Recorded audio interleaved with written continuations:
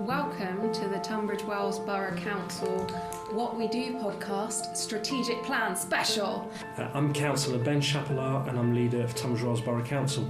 And I'm William Benson and I'm the Chief Executive of the Council. What is the strategic plan?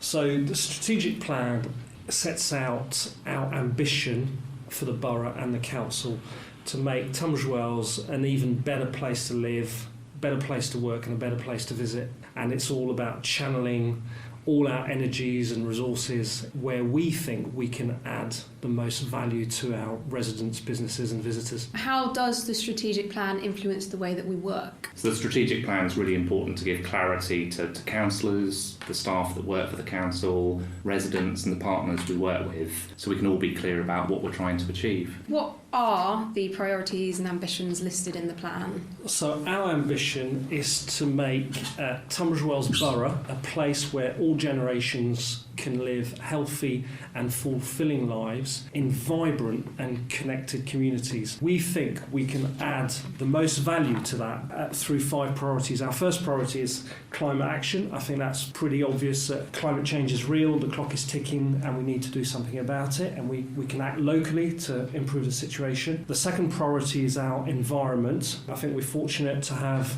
amazing countryside on our doorstep and some very historical settlements that need protecting and enhancing. The third priority is sustainable growth. So it's about building the right types of homes in the right places with the right infrastructure, because there is a need for extra housing in the borough. We just need to do it sensitively wherever possible. I think the vibrant economy is our fourth one, and that's all about making sure that our towns and villages are vibrant, places that bring people in to mingle, to spend, to socialise. If we get it right, we can compete with the internet and have some real pull factors into those towns and villages. And the last one is community well-being. For most people, they have a really good quality of life in the borough, but for some, that's not the case. We're trying to address the poor health and inequalities that some of our residents have to deal with. How was the strategic plan developed? We asked residents to fill out a questionnaire last summer, and we had over 1,500 responses. We also asked councillors from Kent County Council, Tunbridge Wells Borough Council and the town and parish councils for their views. From all of that information, we've pulled out those 5 priorities I mentioned earlier. It's not been developed in a vacuum. We've got a huge range of data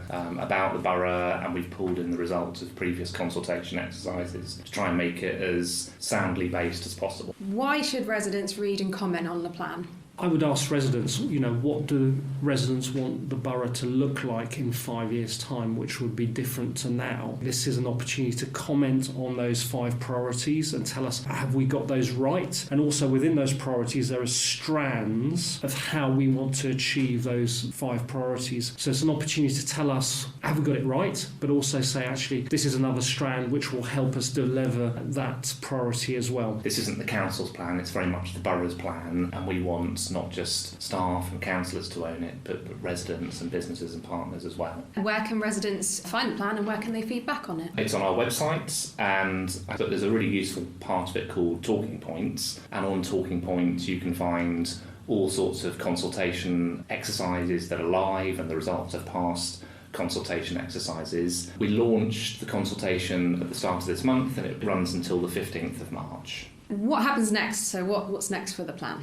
So when the consultation closes, clearly the first thing we're going to do is take some time to think about the responses we've received. One of the things we're both conscious of, both Ben and myself, is that we have elections coming up in May, so it seems sensible that we pause the process whilst those elections take place. There'll be at least some new councillors, so it makes sense to us that after the elections we talk to those councillors that have been returned and ask them to consider both the plan as it is and the comments on it. It's a really high-level document, so it's got 5 priorities that go towards that ambition, and then you've got the strands of how those priorities will be delivered. What will then be underneath it is a list of specific things, projects that we want to deliver to attain those priorities. We're at the first phase. We just want to check with people whether we got those 5 priorities right first before then adding the projects. And how will you inform residents about the progress of the plan?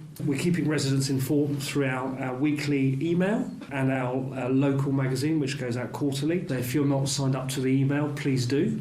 There's about 18,500 people who receive it every week. And there will be another round of public consultation once we have populated the strategic plan with the specific projects to deliver the strands and priorities. And just in terms of timing, we'll be looking to get it finally agreed sometime in the autumn.